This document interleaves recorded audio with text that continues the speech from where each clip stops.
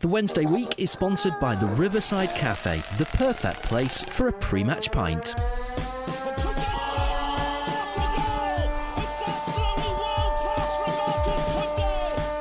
a chance here, a great save, a turner from McClare. Might come, a terrific goal by Sheridan. Brentman against Jones. Get in. You could have two goalkeepers in there that would have trouble Higgs saving that. Hello there, ladies and gentlemen, and a very warm welcome to the Wednesday week, the Sheffield Wednesday podcast. I'm Lord Hillsborough, and with them live, first of all, we have Mr. Marriott. Jamesy, oh boy, how the chuff are you? I'm all right. Well, I've just got back from Barnsley, so slightly traumatised, but all the better for now no longer being in Barnsley. It's not too much to ask for not to be in Barnsley, is it? It's Well, it's my mother lives there, and she won't move. I've tried to get her to... I tried to get her to move to Chapeltown. She wasn't having it, so left her there. And we have an extraordinarily super special guest on the line. Him of FTT podcast fame, Mr. Peter Lohman is with us for a proper podcast. Peter, how the chuff are you, old boy? I'm okay. I've not been to Barnsley, so I'm definitely better than James. I'll give you a hint, Peter. Don't. Yeah, I've actually been there. So yeah, lots of boarded up houses and stuff like that. So it reminded me of when I went to Eastern Europe in the late 90s. It is like stepping into Eastern Europe, just for a few hours, where however you got to go for it is. And then you see the number of fingers on hands, and you think it's Chernobyl. So yeah, it's definitely Eastern European, isn't it? Hey, it is my hometown, all right. Bit too far now. Bit too far. Back off. Well, are you going to see your mother again? You will not be met with kind words, James. But this is the first time that Peter and I have spoken, so it really is a pleasure to speak to you, Peter. I've been following you on Twitter and Owl's Talk, actually, obviously before Twitter for a long time, so it really is a lovely little pleasure this evening. Thank you very much for joining us. Unfortunately, that's just about the only pleasure we've got today, ladies and gents. We are going to try to be positive. We are going to struggle to be positive because it's not been the best of weeks, has it? First things first, we have to speak, unfortunately, about the Bristol City game. God, that was terrible, weren't it? How, or even I couldn't find anything positive out of that one. Well, I mean, the positive is they were just better. You know, it's not like we played well and still got hammered. You know, they were better than we were. We didn't really turn up. We were fairly ineffective. The formation didn't really work. No one particularly had a good game. It was just a real stinker. And you know,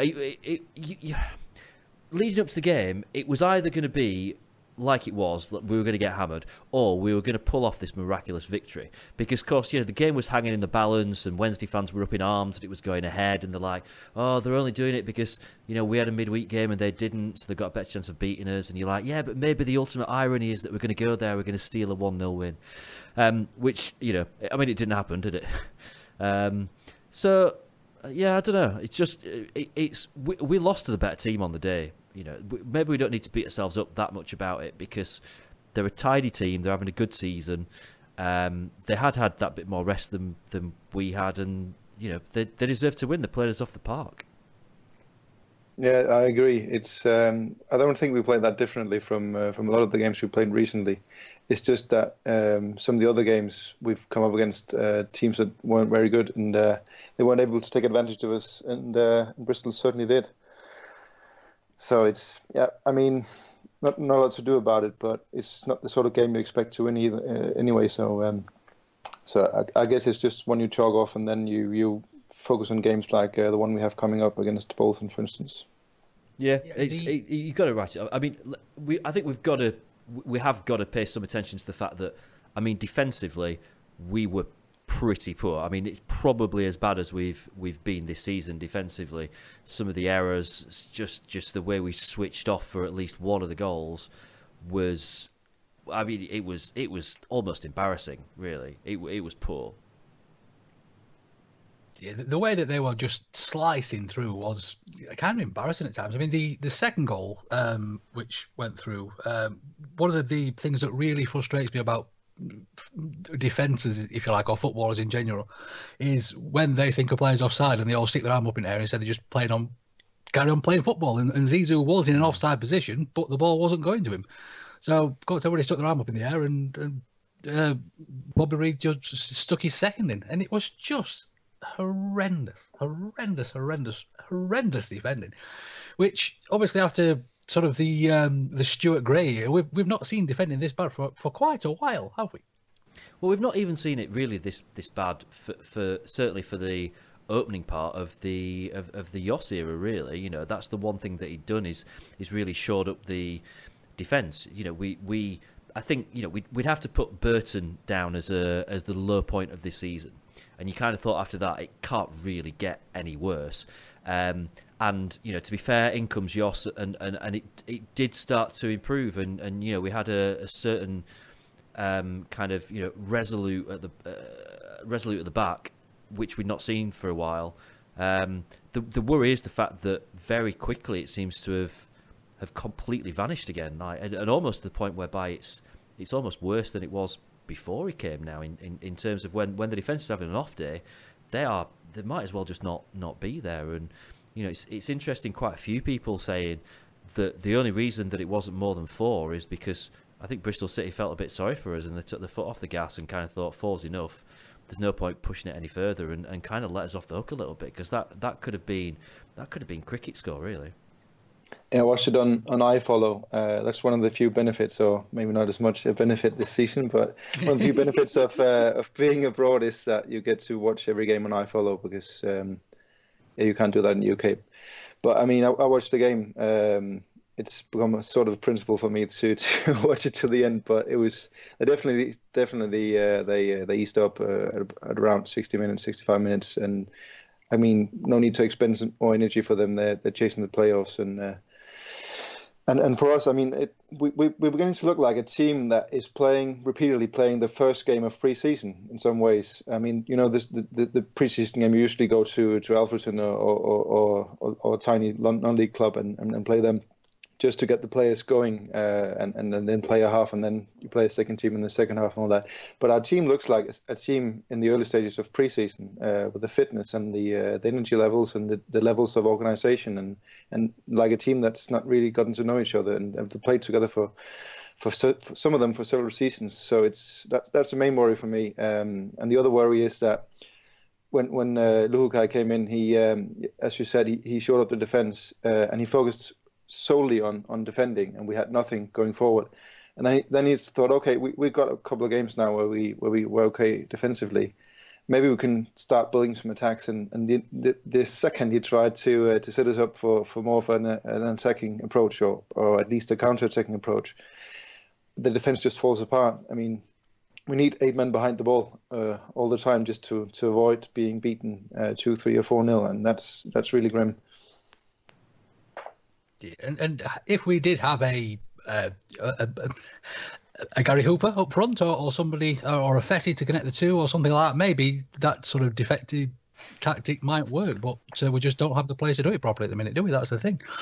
I must admit, Peter, I mean, you think watching the game live can be difficult sometimes, and watching it till the end, etc. Well, Muggins here, I have to listen to the game live, and then, so I know what I'm speaking about for these podcasts, I have to watch the damn thing back regardless of the score. So watching that back the next day, oh my word, honestly, it was absolutely horrendous all over again. It's absolutely terrible.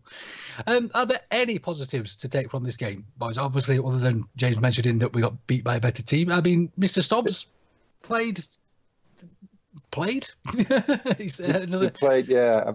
I mean, we didn't have any injuries. I can't even remember now. Did we have any injuries? Poodle went off at half time. Oh, yeah, that's true. Yeah, he did. Yeah. But Tom Lee's got 45 minutes under his belt. Tom Lee's back in the squad. That was a positive of sorts. Other than that, I don't know.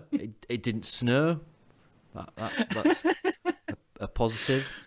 We did have a few chances of our own, but it's just every time we got near the goal, you shot one right over the goal. Boyd had a shot that, honestly, if it had not hit somebody, it had gone out for a throw-in. There was a nice little chip in by Jack Stubbs that New headed and it went over again. The chances were there. We just obviously weren't putting them in the back of the net. So, I mean, there's a measure called I don't know if you heard of it. It's called expected goals, where you look at which position the shot is taken from, and then you tell that into a database of all the shots taken from that position in all the leagues in the last 15 years, and you can calculate what percentage of shots from that position went into the goal. So if you have a penalty, for instance, it's about 75% of the shots that go in, and it's a way of trying to measure how you're doing, because I mean, scoring and not scoring, that's also a big part of it is slog as well.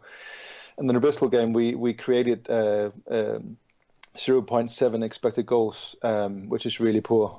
It's not as poor as Millwall, but we created 0.3 expected goals. But it's still, as a measure, it means that we created chances of a quality that summed together for the entire game were less than a goal. So that's not good. Can we not just have half a point on the board for that one? Just because it might have been vital towards the end of the season, just half a point. Yeah, so as you say, let's leave the Bristol City game behind us and try and forget about it and stop having nightmares and waking up screaming in sweats and things. And we'll move on to the second game for this week, which was the Ipswich game. Oh God! Which let's carry on talking about Bristol City. From the ashes to the fire, yeah. It started, I thought, quite positively. I thought we looked obviously slightly better in the first 10, 15, 20 minutes. I thought we were doing quite well. I actually agree. Yeah, I'd third that. I think probably the first half generally we played all right, and it kind of felt like, this is a game where we it started to worry me a little bit towards the end of the first half. You kind of thought we could really do with going in a goal up. We could do with getting the goal. But it felt like Ipswich didn't have a great deal to offer. And that we were on top. We were kind of creating, not necessarily clear-cut chances, but we were creating. And you kind of felt like, if we carry on, it's coming. And then it was just that second half where it didn't happen, did it? It fell to bits. And the worry was, and I'm more worried about the Ipswich one than the Bristol City one, even though we got a spanking there, because Ipswich were pretty average.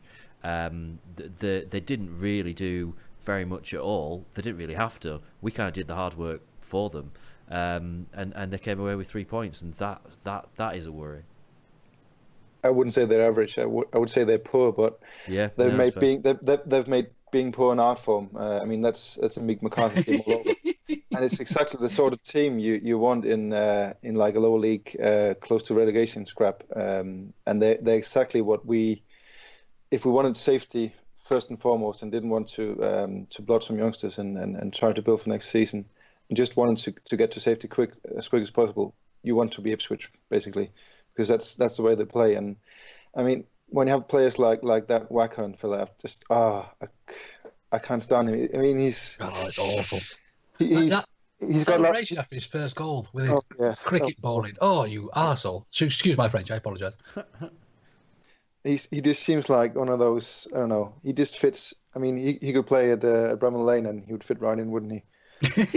He's one of those types of players. One of those. Yeah. I mean, again, there were some positives. I mean, we do have to speak about the Zhao goal as well, because he took that beautifully, didn't he? Well, he was the shining light, wasn't he? And I think Reach was okay. I don't think he was brilliant, but he was okay. I actually felt out of everyone that probably Ati Nuyu was the other player that seemed to have a bit of something about him. And he certainly didn't have a great game, but he certainly put himself about a bit, and he seemed to want to try and create something. But yeah, Zhao in the second half was the one kind of shining light from it, that he's turning. He slowly but surely he's turning into a good little footballer.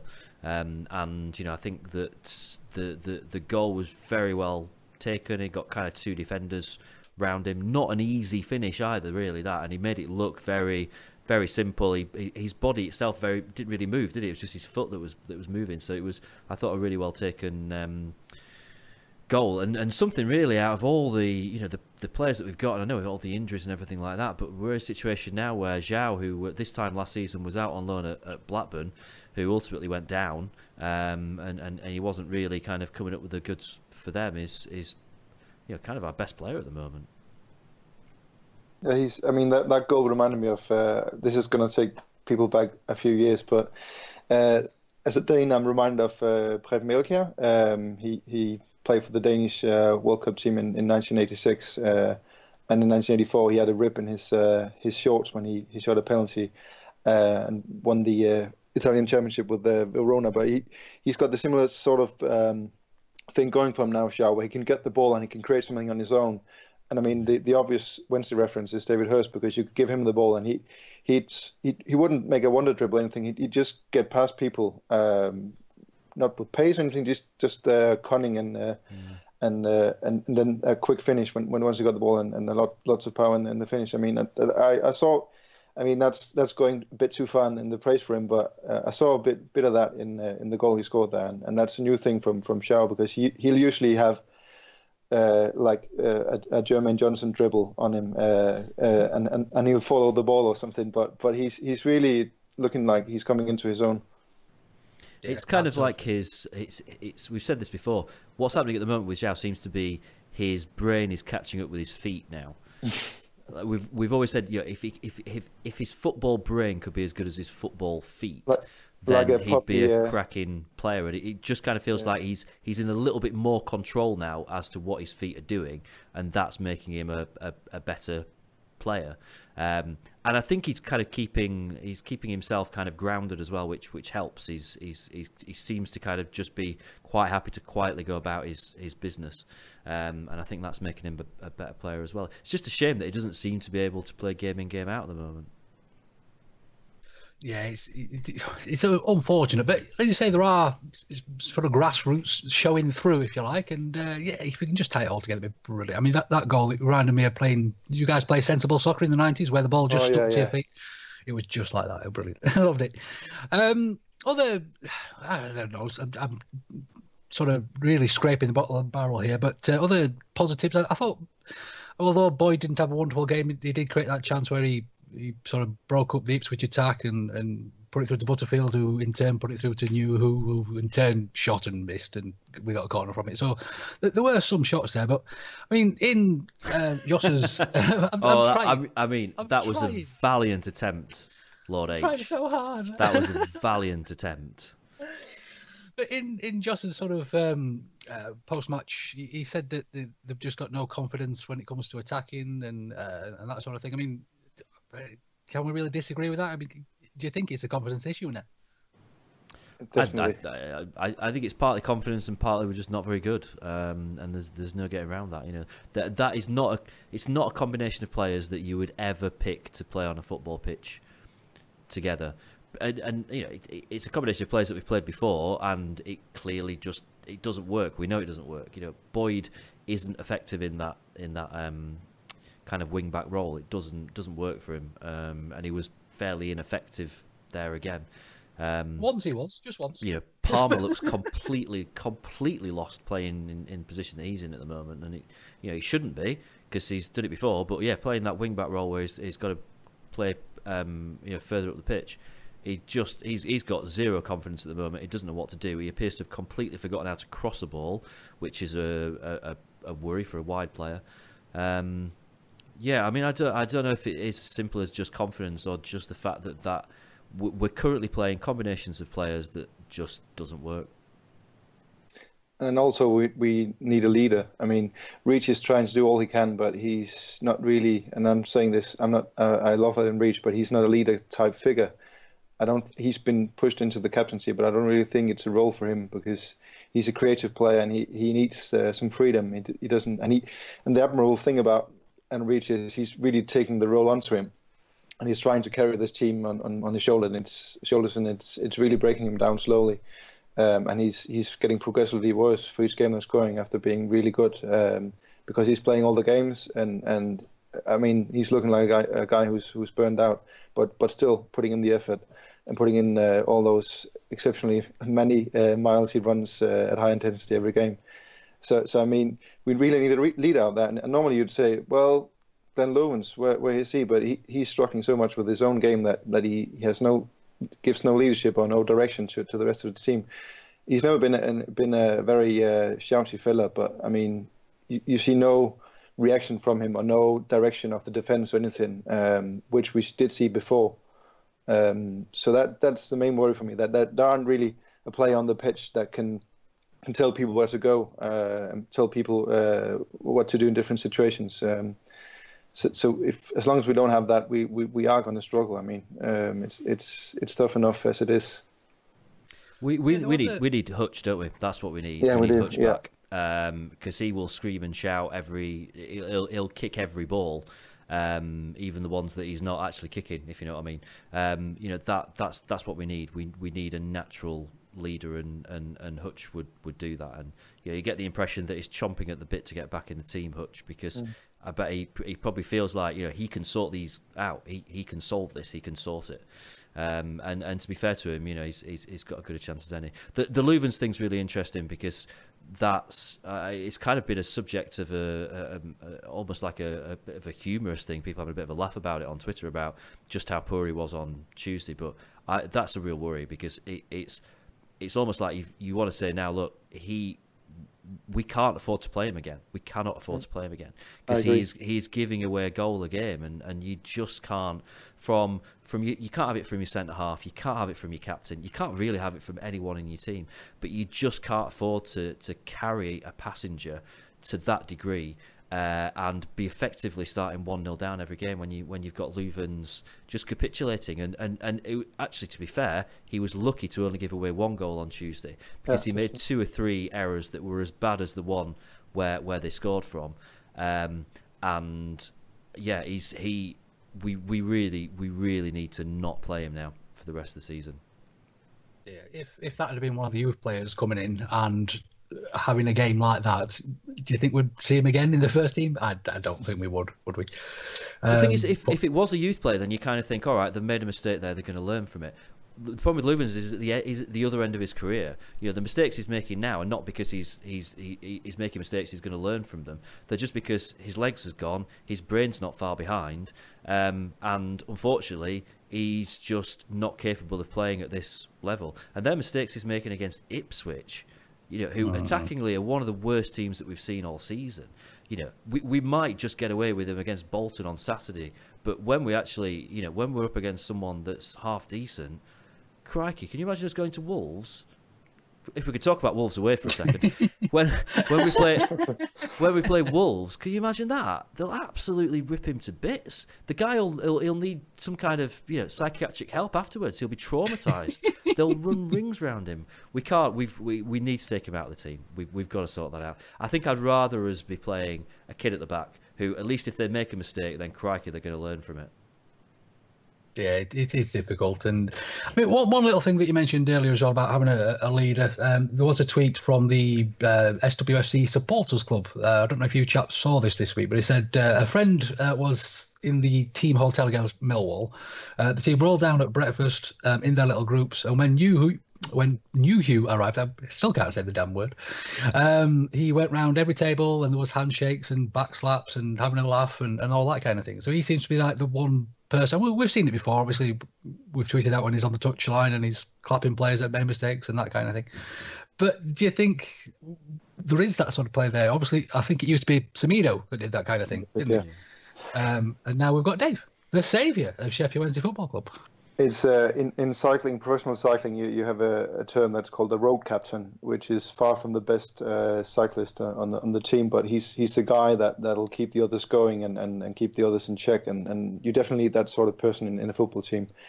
But the problem is we might only have Nuyu who's doing it, and the others, if they aren't responding to it, then I don't really see the benefit. And I mean, I'm glad he's doing it, but maybe he's like Semedo. He's compensating for the lack of his ability on the pitch, which was also evident in Semedo's last few seasons.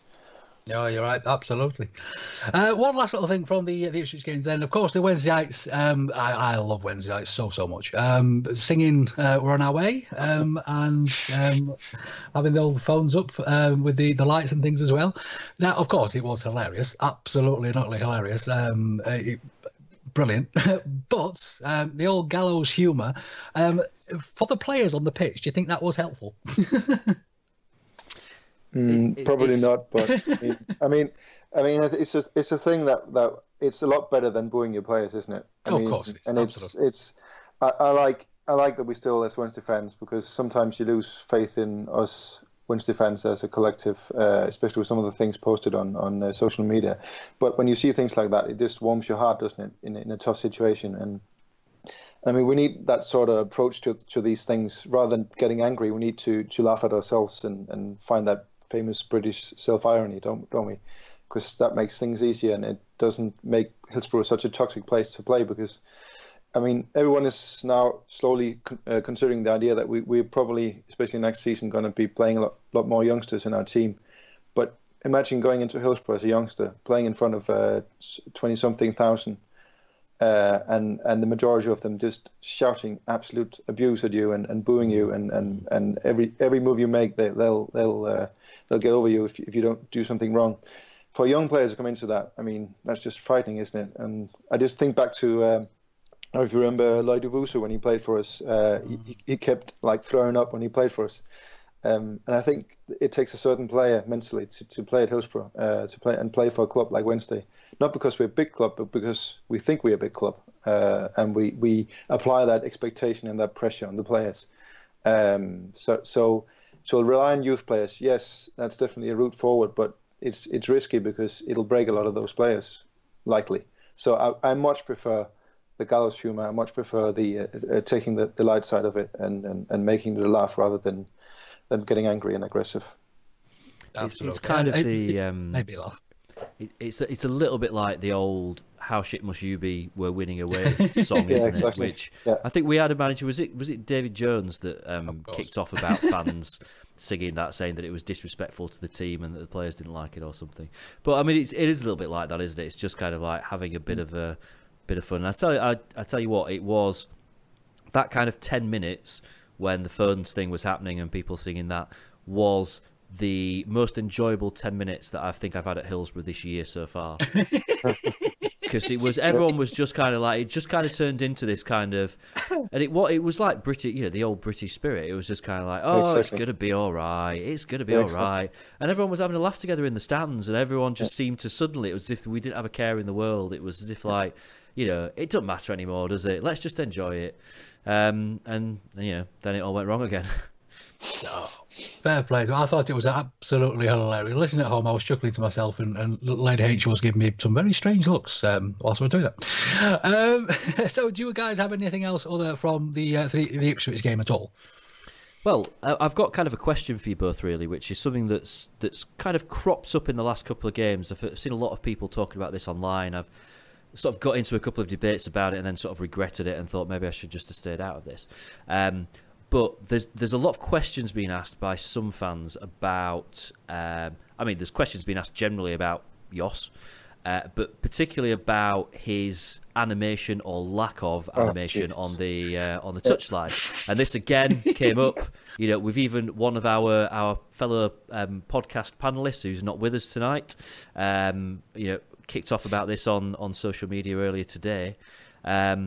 And, a lot of people saying that the fact that Jos tends to kind of stand around arms folded after Ipswich scored the second, he went and sat down on the bench rather than jumping around, screaming, shouting, barking instructions at his players.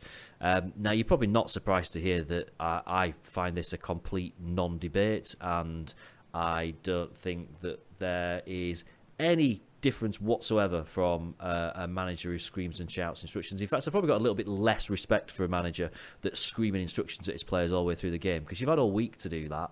You've had a week to come up with a game plan for them. Just let them do it. But there are a lot of people asking questions about it, so I kind of want to see what you guys think, really, as to whether or not you think, is there a problem there? Do you see an issue with it? Absolutely not. I mean, it's sorry, but it's ridiculous, and it's a bit disappointing to see so many say it, because for me, and this is going to sound harsh, but for me it shows a lack of understanding of what football is and how you set up a successful football team. Because I mean, you should be judging the guy by his results, not by what he's doing on the touchline, because it has absolutely no impact on what the players are doing on the pitch. And I'm thinking this harks back to a lot of people when Carvajal left, wanting, not a lot of people, but there's certainly a sizable minority who wanted Gary Megson back. No.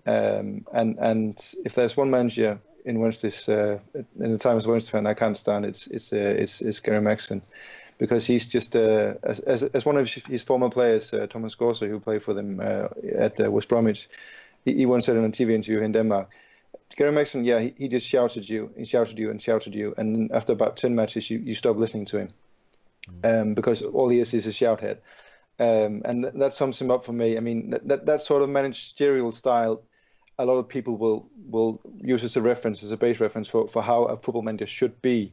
But I mean, that's the football of the 90s and maybe even the 80s, and you're not going to get results like that in just for the animation in 2018 if you haven't set your team up right during the week and done proper training with them. I mean, it's just obsolete to have a belief like that. I'm sorry, but that's my opinion. I understand exactly what you're saying, Peter, of course. I think from a fan's perspective, we want the manager to feel like we do. We want to see that they're frustrated. We want to... it's an empathy thing. But from a personal experience, when I was a young lord and my mother shouted at me, I would sort of sit there and take it. But if she looked at me disappointingly, like Josh seems to do when he's on the sidelines, and not make too much of an animation about it, I was distraught. I was absolutely distraught. So maybe he's not angry, he's just disappointed. Yeah, exactly. Whether you're celebrating a birthday, a wedding or anniversary, maybe you've passed your driving test, or you've landed a new job.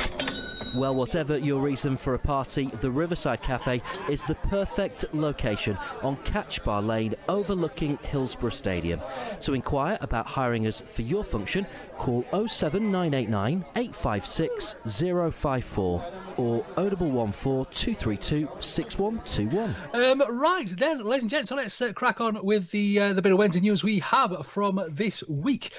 We are going to try and keep this positive. So first things first, Zhao was nominated for the Player of the Month or Man of the Month, or I forget what we're calling this these days, James. I apologise. He didn't win. It's officially the PFA Player of the Month for February. Absolutely. You're right, he didn't win, which is probably not a surprise because I'm not actually sure how he got nominated, to be fair. He didn't have an amazing month. But, it's a bit of positivity. It's something for us to, raise a glass to. It's a good excuse to crack open another beer. Cheers. Absolutely. I mean, I must admit, I more or less missed this because it's very unusual that if there is a poll that Wednesday guys can vote on online, then we can sort of get behind it a bit, can't we? But it wasn't wonderful. But well done, Mr. Zhao. I really do think that it's one of the positive things we can look at so far.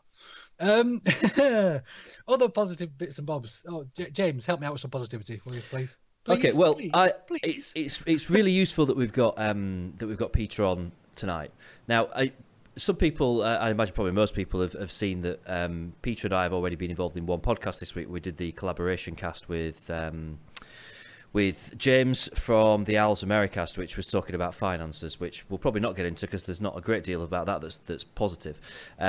But then, Peter, I know that you did some analysis earlier, and we're looking at kind of facts and figures and stuff about.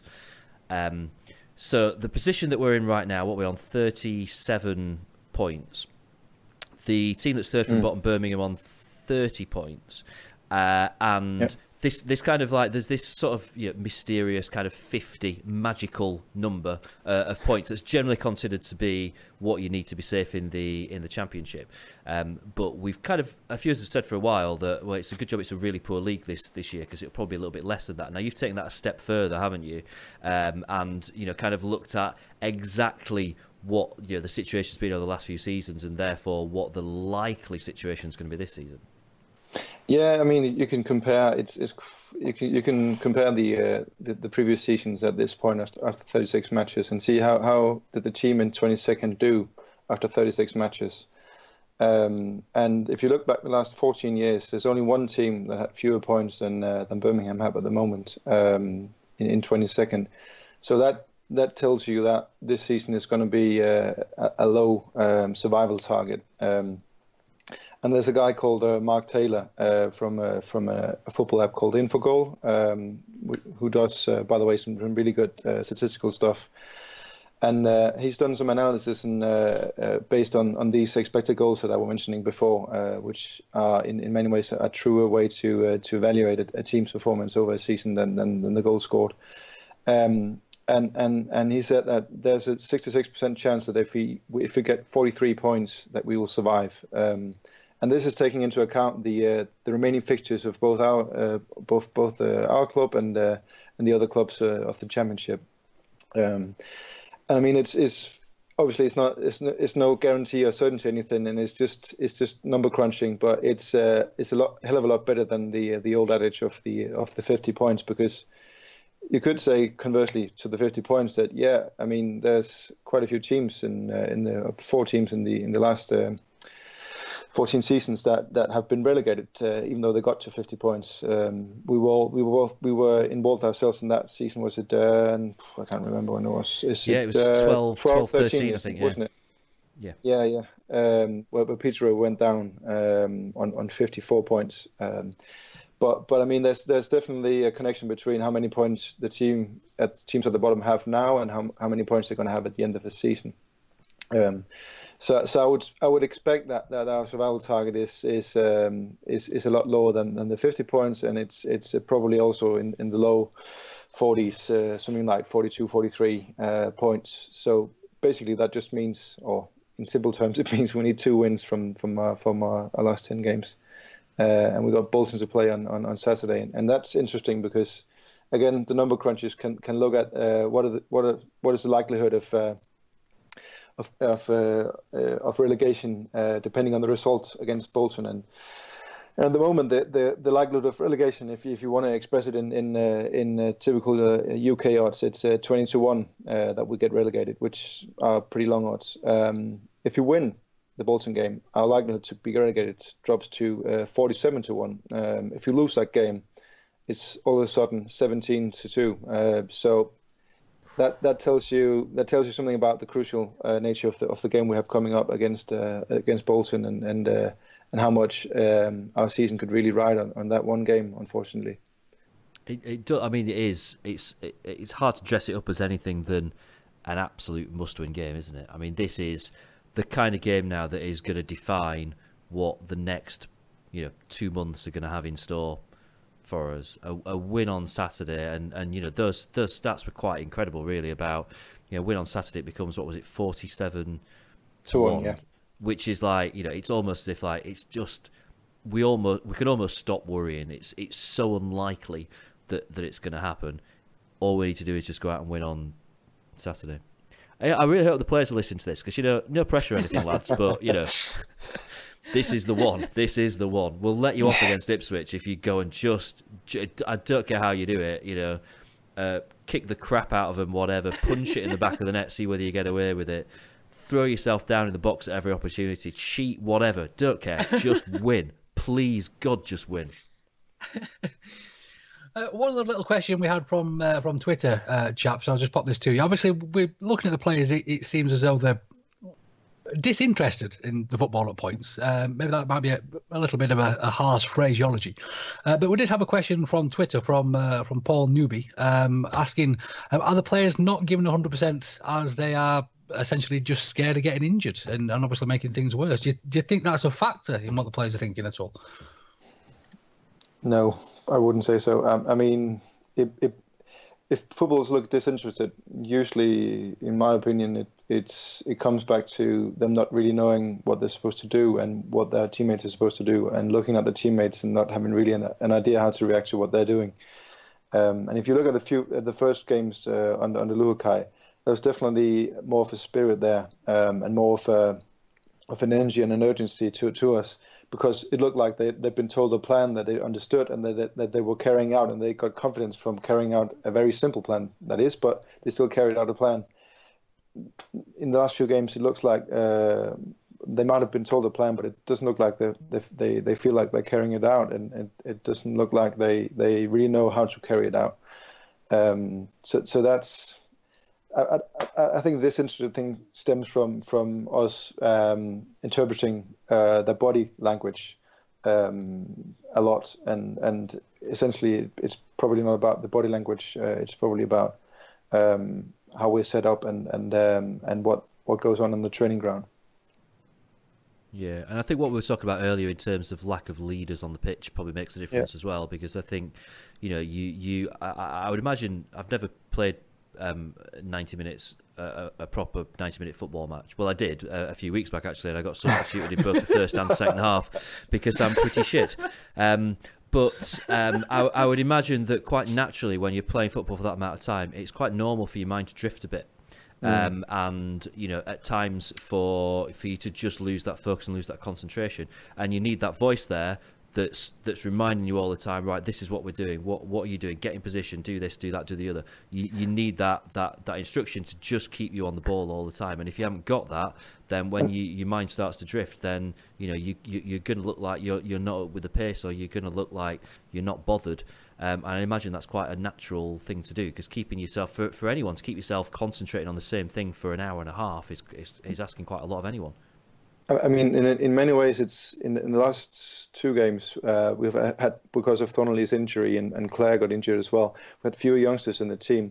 And maybe that's actually, in more ways than one, a disadvantage, because if you have the youngsters in the team, the senior players naturally will try to coach them. And you can see that with Thornley. He got a lot of coaching from Pudil, for instance, when they were playing next to each other. And the same thing with Claire. Reach was over him all the time and pointing where he was supposed to run and which sort of passes he wanted to receive and all that.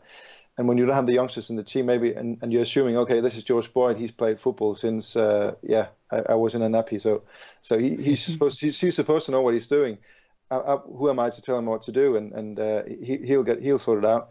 And if everyone thinks that about everyone in the team, no one's really taking any charge of what is happening. And as I said, even Reach, who has really been tearing himself apart, trying to get this team going, even he's looking like he can't do that anymore. So that's the only leader we've really had, and in many ways, and Reach is not at the point of his career yet where he can truly fill that leader role, because he has so much more to offer if he plays as an attacking midfielder who's very comfortable in a counter-attacking role. Absolutely. Well, thank you very much for your question, Paul. And if anybody else has any questions out there for our panellists, please do whip them over on Twitter, and we'll lovely succinct answer as well, which was marvellous. I am going to put this as a positive, because obviously after saying that the players maybe are not caring too much, we did see recently Mr. Bannon sort of come back on social media, which is unusual for players, didn't he? And I think he got himself into a bit of trouble over it as well. But to me, that just shows that the players do care, because they are really supposed to keep quiet, aren't they? Because I'm sure there's things that they would like to say over the social medias, and Mr. Bannon didn't he? I would imagine being a professional footballer on social media is a full-time job in itself. Just letting kind of stuff roll off your back and not responding to stuff must be really, really difficult not to bite. A fair play. I mean, people, there's this theory, isn't there, that somewhere someone's invented this theory that the players aren't playing not because they're injured, something to do with contracts or bonuses or number of appearances or extra payments we've got to make to clubs that we bought players from, whatever it is, that seems to have gathered a little bit of traction among people. It's basically because we're all looking for someone to blame. We're looking for something to blame, rather than just accepting the fact that at the moment we're not very good because we're playing a team full of players that shouldn't all be in the first team. People aren't willing to just accept that, so there's got to be another reason. And this kind of theory has been gathering a bit of momentum among fans who are angry. Fair enough, that's fine. One of them tweets one of the players about it, and the player just turns around and goes, "What a load of absolute rubbish! Stop talking out your arse." Fair play to him. Don't blame him at all. I don't think there's any great issue there, and I hope that the rest of the fan base looks at it now and goes, "Yeah, actually, that's a bit of a silly theory. Let's drop it." Yeah, absolutely. I mean, this is me sort of sitting on the fence and just giving out information, so it's not something I particularly agree with, but there has been sort of social media quotes when Hutch played for the under-23s, and as he was coming off, he shouted to the crowd that he's been fit for a couple of weeks and he's able to play and all that kind of thing. Do you think there's any straw in this? Do you think this is just sort of fuel on the fire, if you like, or do you think it's just nonsense? Or I think it's just Hutch. I mean, he wants to play, and I remember Tom Lee said in the autumn that he made a big mistake playing through an injury and trying to play with the groin injury he had, and then he got injured for a longer time than he otherwise would. And Hutch is exactly the same, despite his glass legs. I mean, he desperately wants to play, so. If someone questions his fitness, especially what he's been through in his career, where he nearly had to hang out his boot, he desperately wants to tell people that he can play even if he can't. And he'd play for Wednesday if someone chopped his legs off, his legs off, wouldn't he? I mean, it's like the Black Knight from Monty Python, isn't he? The guard, he doesn't give up. So I think I'll put that down to Sam Hutchinson being Sam Hutchinson rather than some grand scheme. Because I mean, obviously we had Hutchinson in the autumn at that really interesting press conference with the long pauses when he was asked about things at the club. So he's definitely got a lot of opinions about how things are run at the club and being displeased with that. But he's also a footballer, and he desperately wants to play games and turn this around for the club that he's really found himself in. And I mean, we are his club. In many ways, so I think it's just about that rather than all the grand schemes. I mean, sometimes a simple explanation is the best explanation. If you remember under Carlos, I think it was Carlos that actually said, Sam Hutchinson decides whether Sam Hutchinson is fit enough to play. He said, I'll just let Sam tell me whether or not he feels fit enough to play. And I think he was quoted as saying that at some point or another. And I think actually what's happened now is that another manager's come in and said, well, I'll decide whether or not you're fit enough to play, and at the moment I don't think you are. And to be fair, Hutch hasn't got a great record in terms of his self-recognition of his fitness level, because as you say, and that was a great analogy in there, Peter, he's even quoted himself as saying that he will go on the pitch with crutches if need be and play. And you're like, well, actually, I'd hope that you wouldn't, because you'd be better off giving that place up for someone else who's actually got legs. Probably illegal as well. Yeah, but he genuinely would, and I think what I quite like about it is if he's pissed off and he's angry that he's not been playing, well, good. That means when we do let him off his leash, whether that is on Saturday or whatever it might be, that we're going to have the old Hutch there who's going to have a point to prove. So, people viewing it as a bit of a negative, bit of a bad thing, well, you know what? View that as a positive, right? Because he's got something to prove now. He's got someone to prove wrong, if that's the case. And that means that we're going to get a Hutch who's got some fight and determination about him. Absolutely. Release the Hutch and we'll see what happens. Right, so just last little bit of Wednesday news. Of course, we've had some injury updates as well, haven't we? Josh has told us that Matthias is 2 or 3 weeks away. Bannon is back in trade. Matthias, sorry, I apologize. Matthias, Marco.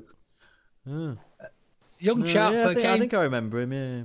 Came about 4 years ago and has done very little since, bless him. Old glass legs himself. A young chap called Mr. Bannon is back in training, which is wonderful news. Fessy is back in the country. He's been sending out some wonderful tweetage, and he's back with his mate Johnny, by all means, from his Instagram stories. If you haven't seen that, pop over to Fessy's Instagram and have a little look. That is a blossoming bromance, isn't it? I mean, those two chaps have clearly just missed each other, haven't they? Love them to bits. Of course, JVA and Hutch played in the under-23s against Crewe, and JVA actually scored a goal as well, didn't he? He equalised for the under-23s.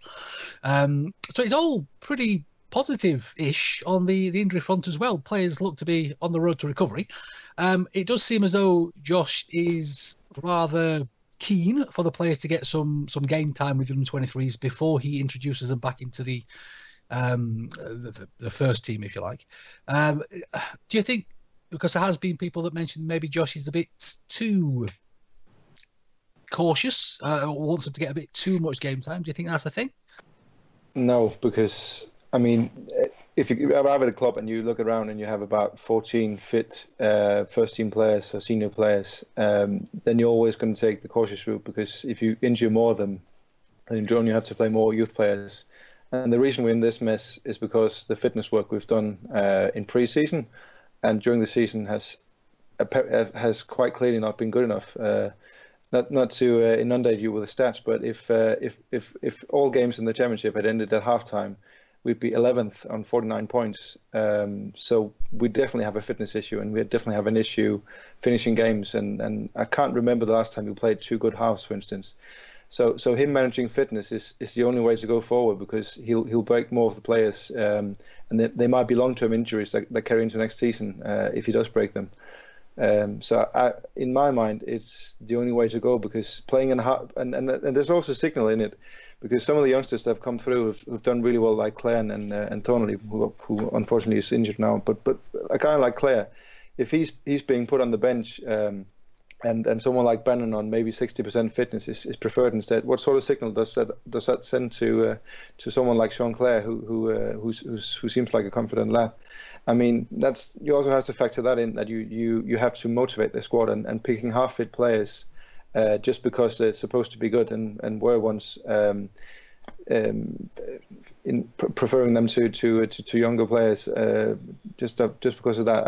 I mean that can hurt the team spirit as well.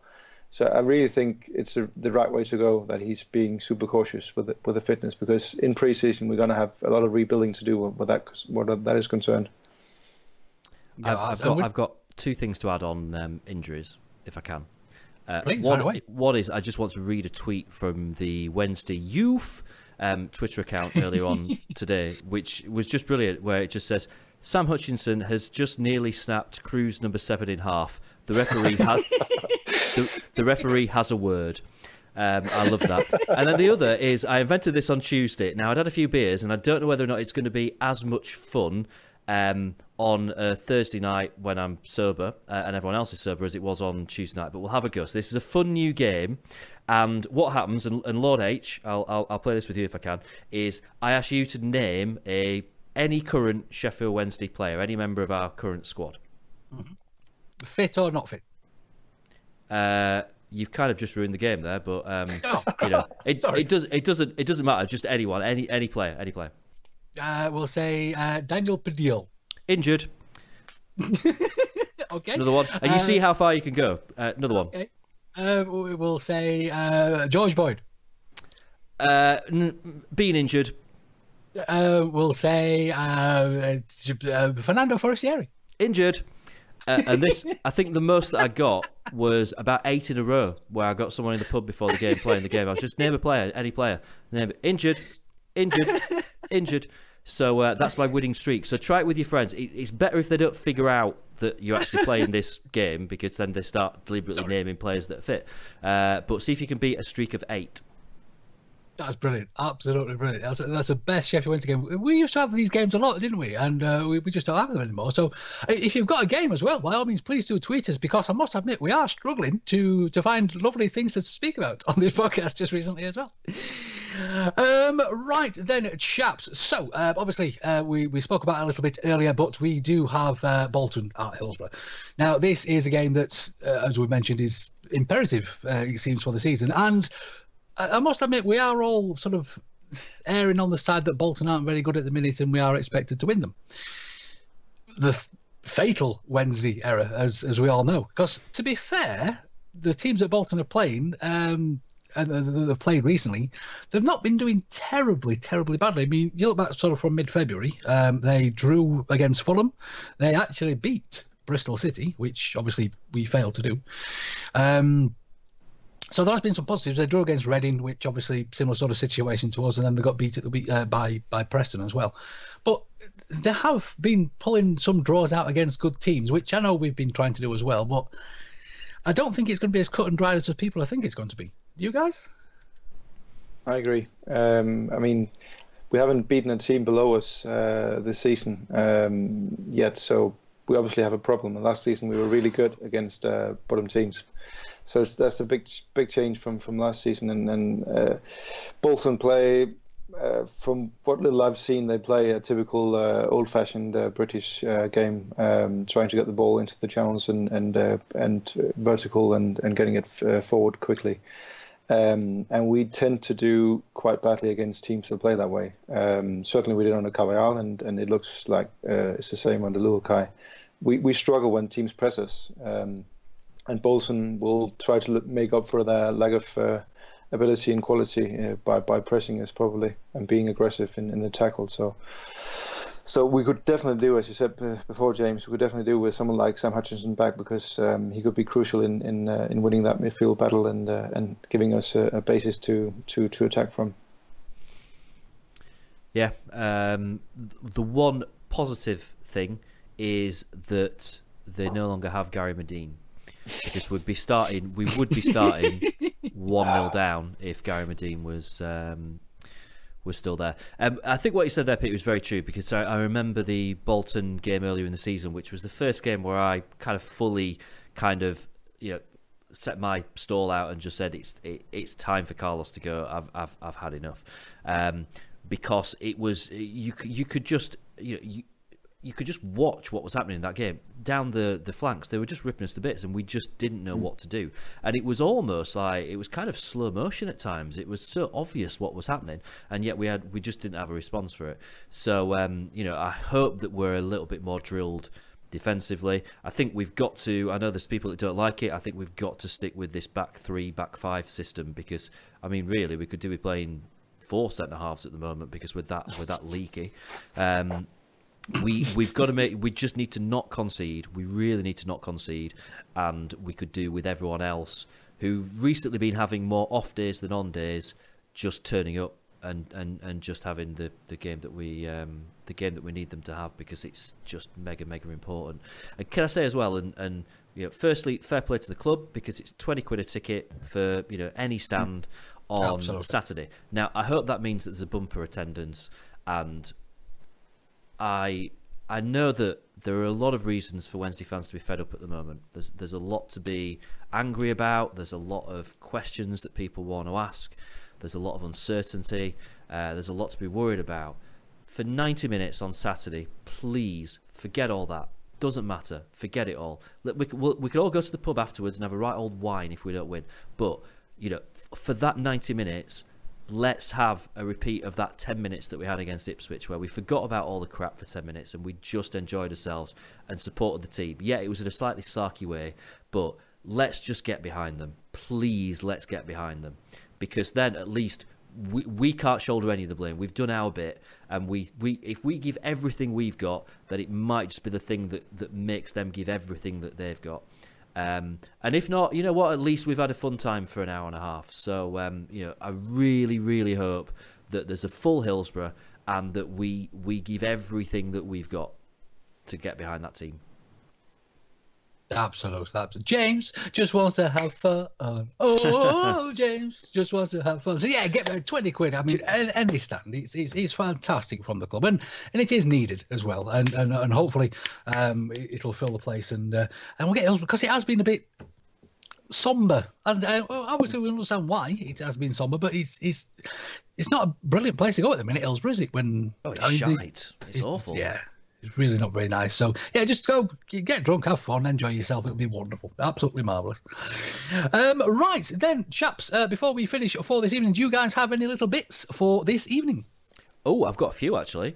Oh, bit away, Jamesy, bit away. I've prepared kind of like, I might start doing this as a regular thing, because it's a little bit of positivity. I've got a youth update.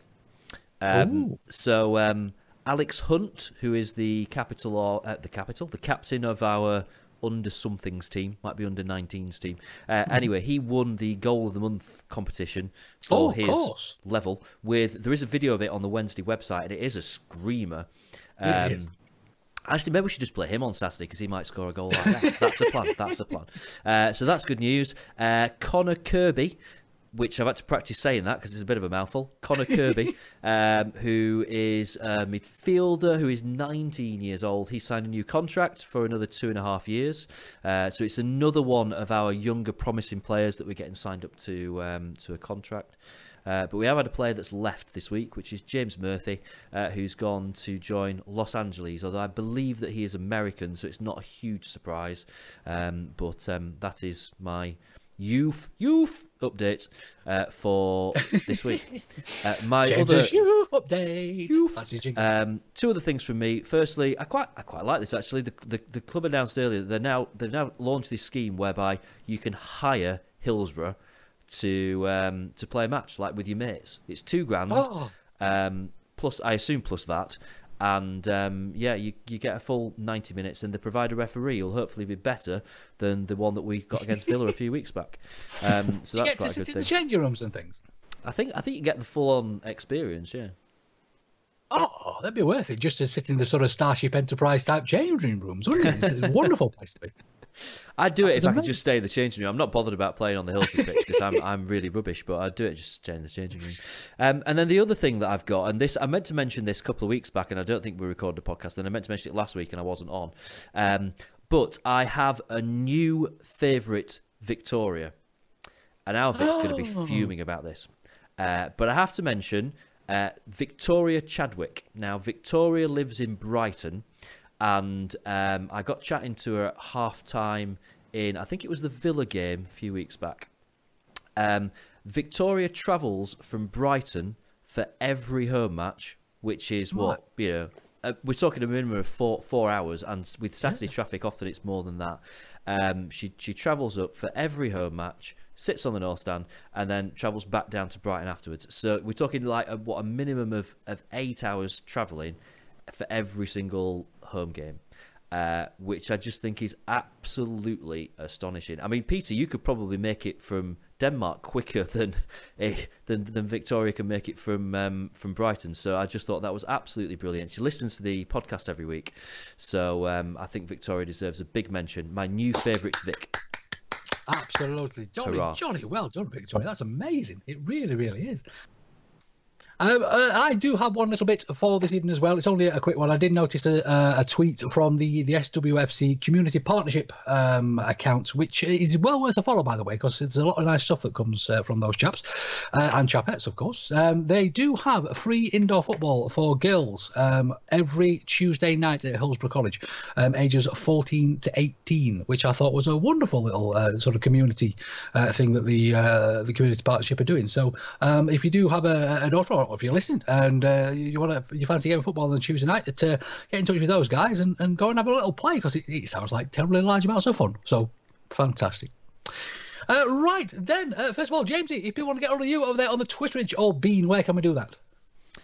It's the usual place at James Marriott. And I should just give a slight warning here. Now, I'm going to a beer festival on Saturday night. So for this reason, I'm having an easygoing Saturday before the match. So I will probably not be particularly tipsy at all on Saturday. So if anyone's knocking around in the Riverside Cafe and wants to say hi, you'll actually get some sense. Well, I mean, sense is probably an exaggeration. I'll probably not spit at you. Put it that way. Do you think you'll actually be able to give a good insight into the match after being able to watch the whole thing and not just see blurry blue people running about, James? Yeah, possibly. I think I'm doing a video for Channel 5 on Saturday. It's not to mean that they'll necessarily use it, but it'll be the first time I think I've ever done it sober, including the time after the United game at Bramall Lane, where I went back the day after to record it, and I was still drunk when I went back. So yeah, that'll be interesting.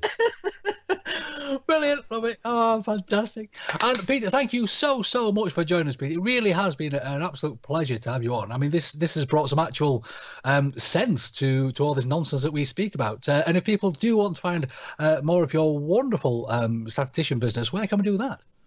Well, on Twitter, I'm at PLOEHMANN, P-Loman. So yeah, that's where numbers and graphs and stuff fly at you if you want to follow me. And I mean, just if you have any like stats related queries or all the FFP stuff we've done, any stuff on the finance of the club, I may not know it, but I'm quite good at researching stuff, so I might find it out for you. So just pop me a tweet if you've been wondering something stats related or finance related, and I can try and find out for you. And I'd like to say thank you very much for having me on. It's been a pleasure being part of it, and I've been listening for a long time, so it's quite weird being on tonight. But hopefully I won't scare away too many listeners. You found out tonight how professional the Wednesday Week podcast is. Yeah, James was playing with the equipment for quite a while, wasn't he? That's what we often do. Before we go tonight, can I just get in a very quick plug for anyone that hasn't listened to the Where to Now Wednesday podcast that Peter and I did with James from the Owls Americast that we recorded earlier this week, which is basically off the back of the Wednesday accounts that came out last week. Basically, all credit to Peter for this, who's kind of done a lot of number crunching, gone through a lot of the figures.